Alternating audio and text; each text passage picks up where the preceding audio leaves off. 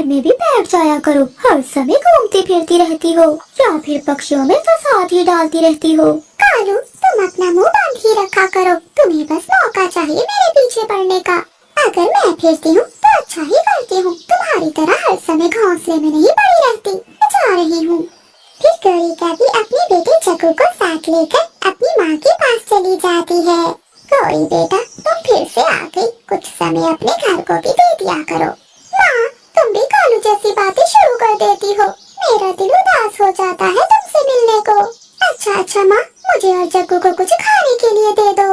गौरी, तुम्हारे भाई की शादी के बाद मैं अपना दाना बहुत मुश्किल से ढूंढ कर लाती हूँ। अब मैं तुम दोनों को कहाँ से ला कर दूँ दाना? अच्छा बेटी, अगर तू आ ही गई है तो मैं देख कर आती हूँ दाना। गौरी कभी अपनी माँ से मिलने काम और जंगल के पक्षियों के हालात जानने के लिए आती थी। गौरी कभी जाते जाते पक्षियों में फसाद डालकर जाती थी। जग्गू बेटा, जाओ बाहर खेलने, ये पूरा जंगल हमारा ही है। अगर किसी ने तुम्हें कुछ कहा तो मुझे बताना, देखना मैं उसके पंख तोड़ दूंगी। जग्गू कौवा बाहर से चला जाता है। अरे वाह, सामने किसी के घोंसले में अंडा दिखाई दे रहा है। मुझे तो भूख भी बहुत लगी हुई है, मैं ये अंडा खा लेता हूँ। ये कहते हुए जग्गू कौवा घोंसले के पास जाता है और जैसे ही वो अंडा खाने लगता है तो वहाँ हरियाली तोती आ जाती है। जग्गू के बच्चे, ये तुम क्या कर रहे हो? तुम अपनी शैतानी से पास नहीं आओगे। ऐसा कहते हुए हरियाली तोती जग्गू कौवे के 2-3 चोंच मारती है और उसे वहाँ से भगा देती है। मम्मा, मम्मा, अरे क्या हुआ मेरे जग्गू बेटे को? ये तुम्हें किसने मारा? फिर जग्गू कौवा अपनी माँ को सारी बात बताता है। किस मोटी चोंच वाली हरियाली तोती की इतनी हिम्मत कि मेरे बेटे को मारे? देखना अब मैं इसे कैसा मजा चखाती हूँ। अरे बेटी, तुम अपने बेटे को क्यों नहीं समझाती? ये किसी दिन तुम्हें भी मुश्किल में डाल सकता है। अच्छा माँ, मैं इसे समझा दूंगी। गौरी कभी ऐसे ही अपनी माँ से कह देती है, मगर अंदर तो गौरी कभी की आग लगी हुई थी। जिस तरह इसने मेरे बेटे को मारा है, मैं भी बदला इसके अंडे से ही लूंगी। फिर गौरी कभी हरियाली तोती के पास जाती है। हरियाली बहन, मैं तुमसे माफी मांगने आई हूँ। मुझे जग्गू ने बताया था कि उसने आपके अंडे के साथ शरारत की है। हरियाली बहन, मैंने जग्गू को खूब डांटा है। जग्गू अब दोबारा ऐसा नहीं करेगा। ये कहकर गौरी कभी वहाँ से चली जाती है और हरियाली तोती भी हैरान हो जाती है कि अचानक से गौरी में ये तब्दीली कहाँ से आई। थोड़ी देर बाद हरियाली तोती अपने लिए दाना लेने चली जाती है और गौरी कभी, जो हरियाली तोती के जाने का इंतजार कर रही थी, वो घोंसले में जाती है। गौरी कभी अंडा उठाकर वहाँ से ले जाती है। वो अंडे को जाकर जंगल में फेंक देती है, मगर अंडा नीचे पड़ी सूखी घास पर गिरता है, टूटने से बच जाता है। दूसरी ओर जब हरियाली तोती अपने घोंसले में आती है तो अंडा ना देखकर रोने लगती है। अरे, मेरा अंडा कहाँ चला गया? लगता है कोई पक्षी मेरा अंडा चुरा कर ले गया है। हरियाली तोती के रोने की आवाज सुनकर जंगल के पक्षी वहाँ आते हैं। क्या हुआ हरियाली बहन, आप ऐसे क्यों रो रही हो? फिर हरियाली तोती सारी बात बताती है। हमारे जंगल में पहले तो कभी ऐसा नहीं हुआ। फिर जंगल के सभी पक्षी हरियाली तोती को हौसला देते हैं। अच्छा माँ, मैं चलती हूँ, कालू हमारा इंतजार कर रहा होगा। गौरी की माँ भी बहुत हैरान थी कि गौरी इतनी जल्दी क्यों जा रही है। फिर गौरी कभी और जग्गू कौवा वापिस चले जाते हैं। कबूतर भैया, सूखा घास कहाँ से मिलेगा? मुझे अपने घोंसले की मरम्मत करनी है। चिड़िया, जहाँ गौरी कभी की माँ का जंगल शुरू होता है, तुम्हें वहाँ सूखा घास मिल जाएगा। ठीक है कबूतर भैया, मैं वो घास ले आती हूँ। फिर रानी चिड़िया वहाँ से चली जाती है। जैसे ही वो सूखा घास उठाने लगती है तो उसे वहाँ अंडा दिखाई देता है। ये अंडा यहाँ कैसे आया होगा? रानी चिड़िया वो अंडा उठाकर अपने घोंसले में ले जाती है। पता नहीं ये किस पक्षी का अंडा है। मुझे तो ये भी नहीं पता कि ये अंडा हमारे जंगल के पक्षियों का है या पास के जंगल के पक्षियों का। हाँ, मुझे इंतजार करना होगा जब तक अंडे से बच्चा बाहर नहीं आता। फिर ये मुझे पता चलेगा कि ये अंडा किसका है।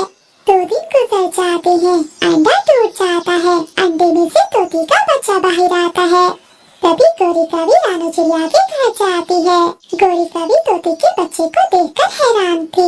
चिड़िया, ये तोते का बच्चा तुम्हारे पास कहाँ से आया? हाँ गौरी बहन, मैं खुद बहुत परेशान हूँ। ये चिड़िया गोरी कवि को सारी बात बताती है। गोरी कवि बहुत हैरान थी कि कैसे ये अंडा टूटने से बच गया। चिड़िया, ये तुमने बहुत अच्छा किया जो इस अंडे की रक्षा की। गोरी बहन, मुझे तो इस बात की चिंता है कि किसी ने कोई शरारत न की हो। अगर ऐसा है तो इस अंडे की माँ तो तड़प रही होगी। चिड़िया, भला ऐसी शरारत कौन करेगा? तुम नहीं जानती आजकल की माँओं को, आजाद रहना चाहती है। गोरी, कोई माँ भी ऐसा नहीं कर सकती। मुझे लगता है कि ये जरूर किसी की शरारत है। फिर गोरी कवि वहाँ से चली जाती है। अब गोरी कवि के दिमाग में कोई नई शैतानी आ रही थी। अगर ये छोटा मिठू बच ही गया है तो क्यों ना नया खेल खेलूं। मुझे तो ये रानू चिड़िया भी जरा नहीं अच्छी लगती। इससे भी बहुत से हिसाब बराबर करने हैं। गोरी कवि कुछ सोचती है और कालू कवि के पास जाती है। भतीजी, मैंने आज अपनी माँ से मिलने जाना है। गोरी, तुम 3 दिन पहले ही तो गई थी। तुम्हारी माँ बहुत बूढ़ी है, उस पर इतना बोझ ना डाला करो। कालू, मैंने तुम्हें बताया है, तुमसे पूछा नहीं। और हाँ, चक्कू का ध्यान रखना, मैं अकेली ही जा रही हूँ। फिर गोरी कवि जल्दी में वहाँ से चली जाती है। गोरी कवि हरियाली तोती के पास जाती है। तोती बहन, मैं तुम्हें बहुत जरूरी बात बताने आई हूँ।